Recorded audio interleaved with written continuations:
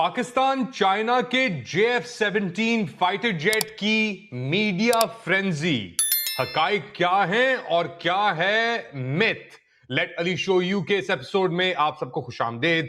Do like, subscribe and share this content. हाल ही में पाकिस्तान के JF-17 फाइटर जेट की लग रहा है फायर सेल लगी हुई है। अगर आप रॉयटर्स की खबरों को देखें या BBC न्यूज उर्दू को देखें या टेलीग्राफ को देखें तो लग रहा है लोग लाइन लगा के JF-17 फाइटर जेट खरीदना चाह रहे हैं, जैसे एक ऑन ऑफ स्विच हो और सामने से निकले एक ताजा जहाज।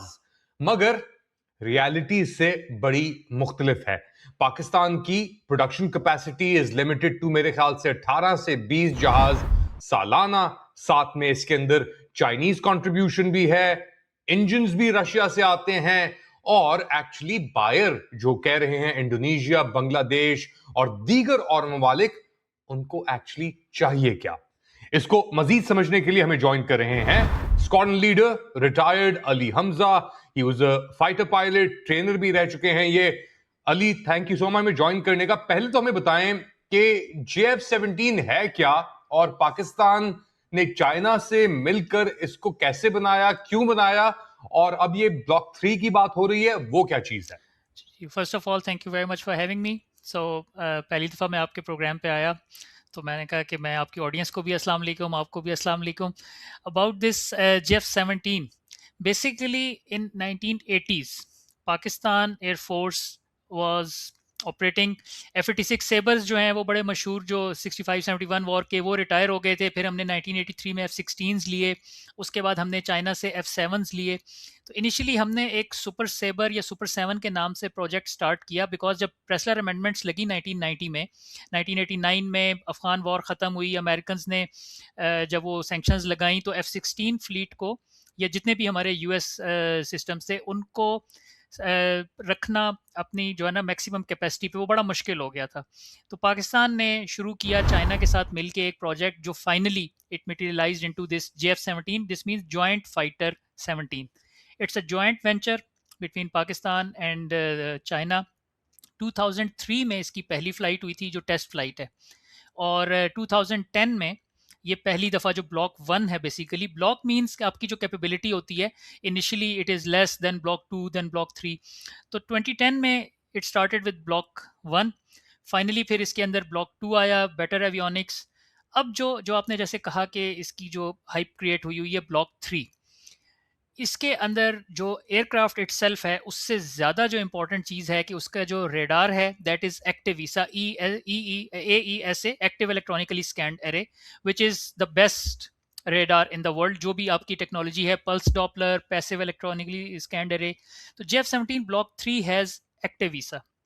एक तो ये इसमें सबसे इंपॉर्टेंट कैपेबिलिटी है। दूसरा, इसका जो PL-15 एक BVR है जो J-10C ने फायर किया था, हमने उसमें ऑपरेशन सिंदूर जो इंडिया ने किया 7 to 10 में, उसमें हमने देखा जो उसमें राफेल की किल्स भी हैं, उसमें एलन बॉन्स का एक आर्टिकल है, वो काफ़ी डिटेल्ड है।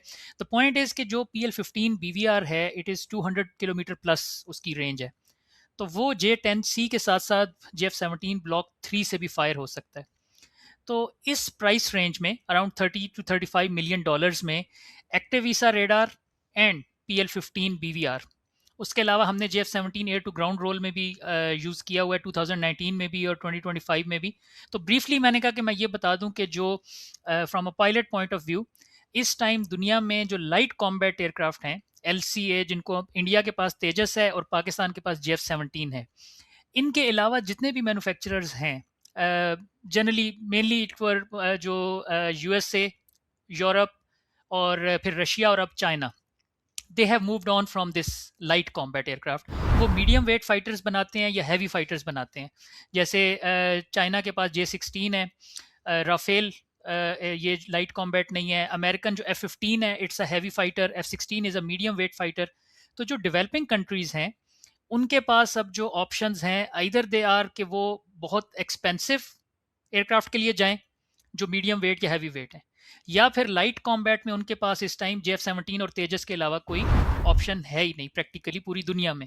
और तेजस से JF-17 बेहतर है। आई गो ऑन कि मैं ये क्यों कह रहा हूँ, not because I am a Pakistani या पाकिस्तान एयरफोर्स से, मतलब I have the data to prove this के तेजस का जो भी रिसेंट क्रैश भी हुआ और JF-17 is a better aircraft.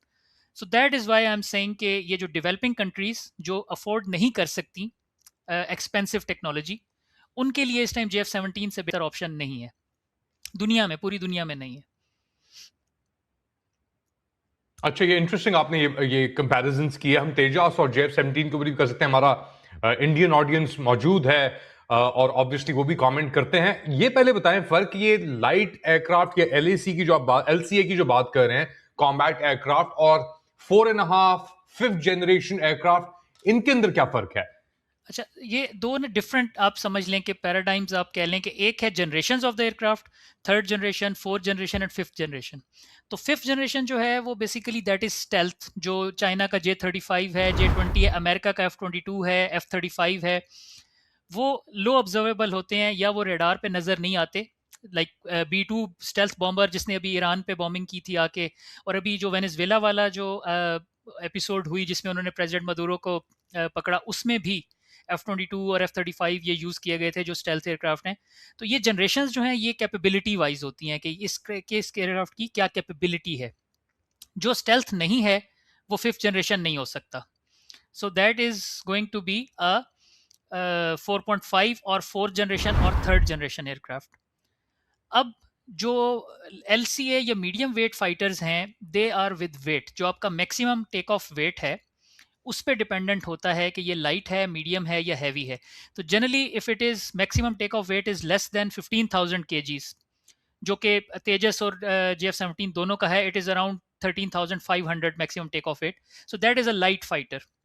अगर 15,000 से ज्यादा है मैक्सिमम टेक ऑफ वेट तो that is a medium fighter. And if it is more than 25 to 30,000, जैसे F-15 है और मैंने Su-30 का बताया, Su-35 जो रशियन है, उनका maximum take off weight is 36,000 37,000 kgs. So they are in heavy fighter category. So light, medium, heavy is with weight, and this generations is with the capability कि आप स्टेल्थ है या नहीं है, फ्लाई बाय वायर या digital controls हैं या नहीं है. तो LCA में बेसिकली बोथ आर, तेजस भी JF-17 भी, बोथ आर 4.5 जनरेशन. उन दोनों में एक्टिव ईसा है और दोनों में फ्लाई बाय वायर कंट्रोल्स हैं. लेकिन क्योंकि वेट उनका maximum take off weight limited है, so that is why they are categorised as light combat aircraft. Okay, that makes sense. साथ साथ अगर लाइट LCA है तो उसकी क्या डिस्टेंस में और ड्यूरेबिलिटी या परफॉर्मेंस के अंदर भी कोई फर्क आता है? नहीं, very good question. Basically light combat means कि उसका जो मैक्सिमम टेक ऑफ वेट है ना वो लिमिटेड है, क्योंकि वो छोटा जहाज है, उसमें इंजन भी छोटा होगा और उसकी जो फ्यूल कैपेसिटी है ना वो भी छोटी होगी. तो अब आप उसके ऊपर जो फ्यूल टैंक्स भी लगा सकते हैं. तो जैसे मैक्सिमम टेक ऑफ वेट मैंने बताया कि वो लिमिटेड है, सो आइदर आप उस पर फ्यूल टैंक्स लगाएंगे या फिर आप उस पर वेपन्स लगाएंगे. तो डेफिनेटली जो इसकी रेंज होती है, जिसको हम रेडियस ऑफ एक्शन भी कहते हैं, LCA का या जो मतलब जो लाइट कॉम्बैट एयरक्राफ्ट है, it is definitely less than the medium wait और हैवी वेट फाइटर्स, क्योंकि उनकी एंड्योरेंस भी कम हो जाएगी because of that fuel issue. फिर उनका जो मैक्सिमम टेक ऑफ वेट के अंदर जो ऑर्डिनेंस कैरिंग कैपेसिटी है, कि अब जैसे अगर आप 12 Mark 82 बॉम्ब्स जो हैं वो F-16 कैरी कर सकता है, तो बेबी JF-17 जो है वो सिर्फ 4 to 6 कैरी कर सकता होगा. अगर नया जो F-15EX है अभी जो अमेरिका बना रहा है लेटेस्ट ईगल 2, वो 12 BVRs AMRAAMs कैरी कर सकता है. तो JF-17 या तेजस जो है वो लेट से 4, they are limited to 4. So definitely जैसे आपने कहा कि जो लाइट कॉम्बैट हैं they are limited in range, limited in their payload and limited in their endurance time, वो जितनी देर हवा में रह सकते हैं because of less fuel than the heavier aircraft. अच्छा, वेरी गुड ऑब्जर्वेशंस देयर. ये जो भी ऑपरेशन सिंदूर हुआ था, इसके अंदर JF-17 का एक लिमिटेड किरदार था, मगर जो फैनफेयर मिला ज्यादा से ज्यादा वो मिला J-10C को, जो चाइना से लिए गए थे, और उसके अंदर जो beyond visual range PL-15 mounted थे, जिसमें आपने जिक्र किया उनकी 200 किलोमीटर की रेंज थी, BVR उसे कहते हैं. और बेसिकली वो फायर किया, और अलेजिडली अब ये दावे किए जाते हैं, इंडियंस इसको डिनाई करते हैं, कहते हैं कि ऐसा कुछ नहीं हुआ. इंडियंस कहते हैं कि हमने गिराए हैं जहाज पाकिस्तान के. बट लेट्स सी, जो BVR का कॉन्सेप्ट है, तो JF-17 को इस वक्त इतनी फैनफेयर क्यों मिल रही है, J-10Cs की क्यों नहीं बात की जा रही? अच्छा, चलिए, जो क्लेम्स हैं हम उनको हम छोड़ देते हैं, बिकॉज जैसे मैंने कहा कि वो इंडियंस, उनके चीफ कह रहे हैं कि हमने आपके F-16 गिराए, हमने रैकेज भी, वीडियोस भी आई हैं, भटिंडा में राफेल था, अखनूर में Su-30 था. But let's just keep it to side because वो एक अलग मड स्लिंगिंग मैच शुरू हो जाता है। जो 200 किलोमीटर प्लस की जो रेंज है ना, वो तो PL-15 की अब पूरी दुनिया को नज़र आ गई है। और ये आउट रेंज करता है मीटियोर, जो बेसिकली जो यूरोपियन BVR है, जो राफेल और यूरोफाइटर्स पे यूज़ होता है, जो इंडिया के पास राफेल्स पे है, इससे उसकी रेंज ज़्यादा है। अब जो J-10C है जो पाकिस्तान एयरफोर्स में है, वो सिर्फ एयर टू एयर रोल में है। हमारे पास अभी J-10C के ऊपर एयर टू ग्राउंड जो स्ट्राइक रोल है, उसके लिए हमने वेपन्स अभी तक नहीं लिए। तो जो एयर टू एयर रोल है, उसमें हमारा जो फ्रंट लाइन फाइटर है, दैट इज J-10C। उसके अंदर डेफिनेटली जो JF-17 और F-16 है, they were on the secondary line of defence. However जब हमने 10 मई को एयर टू ग्राउंड स्ट्राइक्स की S-400 के ऊपर, अगेन उसमें S-400 तबाह हुआ या नहीं हुआ, क्लेम्स को हम छोड़ देते हैं, इंडियंस कहेंगे नहीं हुआ, बट जो एयरक्राफ्ट यूज हुआ एटलीस्ट वो CM-400 air to ground fire करने के लिए, दैट वाज JF-17।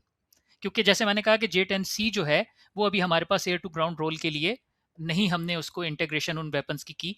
तो अब दुनिया को ये पता चला कि अच्छा, जो J-10C है, it is a medium weight aircraft, so definitely it is bigger, better than JF-17। लेकिन जो JF-17 है, it has been proven in its air to ground role, plus it can also carry दो same PL-15s जो BVR J-10C ने fire किए थे 200 kilometre वाले।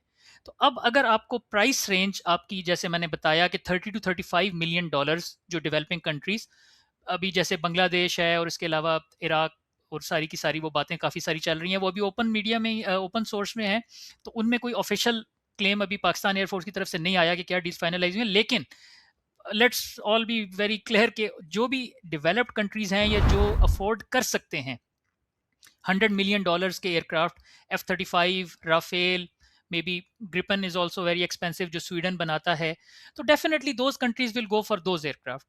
जो अफोर्ड नहीं कर सकता उसके लिए इस प्राइस रेंज में JF-17 से बेहतर option, because air to air role में you are carrying that same PL-15 BVR which J-10C has used very successfully.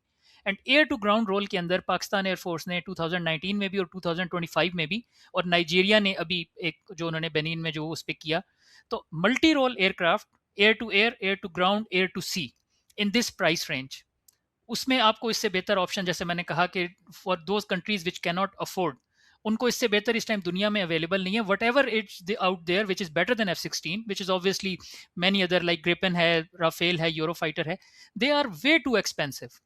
तो वो बेहतर हैं क्वालिटी में, but if you can not afford them, तो फिर आपको उनका फ़ायदा कोई नहीं है। सो दैट्स वाई JF-17 जो है, it is a very good option for the those air forces जिनका बजट टाइट है थोड़ा सा। it gives you all those advantages of those fighters in that price range. Definitely it's a light fighter, so इसकी range और endurance को हमने already बात कर ली, बट उसकी उसी हिसाब से फिर देखें आप, प्राइस भी आपकी बजट की रेंज में आ जाती है। तो that's why I am time and again I am saying कि इस प्राइस रेंज में इससे बेहतर ऑप्शन अभी और कोई नहीं है। आपने J-10Cs की बात भी की। ऑब्वियसली अगर कंट्री अफोर्ड कर सकती है J-10Cs तो वो लेंगी, अगर नहीं कर सकती तो फिर वो इस पे आती हैं। एक और बड़ी इसके अंदर अहम बात है, और वो है डिलीवरेबिलिटी, यानी डिलीवरेबल्स। वो भी डिपेंड करता है कि आप चाइना से कंपोनेंट्स ले रहे हैं, आधे से ज्यादा जहाज चाइना प्रोवाइड कर रहा है उसका बेसिस। आपकी प्रोडक्शन कैपेसिटी कितनी है इस जहाज की, अपनी भी आपकी रिक्वायरमेंट्स है, उस पर थोड़ी बात करें। अच्छा, इसमें ना जो चीज़ें बेसिकली, एक तो J-10C जो है उसका जो इशू आता है, वो ये भी आता है कि चाइना जो है, उसने अगर J-10C किसी मुल्क को देना है, तो चाइना भी इस टाइम अपनी बहुत ज़्यादा प्रोडक्शन कर रहा है J-15 की, J-16 की, J-35 की और J-20 की। तो अगर कोई कंट्री लेट से J-10C अफोर्ड कर भी सकता है, लेकिन चाइना की तरफ से उसको बताया गया कि अभी फ़िलहाल प्रोडक्शन जो है वो इतनी ज़्यादा नहीं हो सकती, तो वो नेक्स्ट बेस्ट ऑप्शन जो है वो JF-17 है, क्योंकि वो PL-15 भी कैरी करता है, और जैसे मैंने बताया कि वो बाकी जो हैं वो रोल्स उनमें भी पूरा उतरता है। बाकी जो प्रोडक्शन कैपेसिटी है, डेफिनेटली पाकिस्तान में PAC जो पाकिस्तान एरोनॉटिकल कॉम्प्लेक्स है, इट इज़ अराउंड, जो वो 20 टू 24 कहते हैं, लेट्स कीप इट इवन 20 अगर चलें, 24 नहीं भी, तो 20 एयरक्राफ्ट पर ईयर बनाए जा सकते हैं। अब इसके ऊपर जो अपने हमारे ऑर्डर्स हैं, बेसिकली पाकिस्तान एयरफोर्स ने इनिशियली 30 JF-17 ब्लॉक 3 ऑर्डर किए थे, जो कि कंप्लीट हो चुके हैं। अब मेरे ज़ाती ख्याल में जो अभी पाकिस्तान एयरफोर्स ने मज़ीद JF-17 ब्लॉक 3 का कोई ऑर्डर नहीं दिया, तो जो सिर्फ एक इस टाइम मेरे ख्याल में पीएसई ने जो ऑर्डर अभी कंप्लीट करना है वो करना है अजरबैजान का, जो कि 40 का था। आई थिंक 7 to 8 जो हैं वो हो चुके हैं, डिलीवर हो चुके हैं। बाकी जो 32 रहते हैं, तो अगर आप जैसे मैंने कहा कि 20 to 24 लगाएं तो 1 to 1.5 ईयर के अंदर वो कंप्लीट हो जाता है ऑर्डर। उसके बाद जो भी नया ऑर्डर आएगा उसके लिए अभी हम एक सेकंड असेंबली लाइन भी जो अगेन मैं फिर वही कहूँगा कि क्योंकि मैंने ये जो है ना ओपन सोर्सेज में ही देखा है कि कामरा के अंदर उन्होंने एक दूसरी असेंबली लाइन जो है वो ऑलमोस्ट रेडी हो गई है।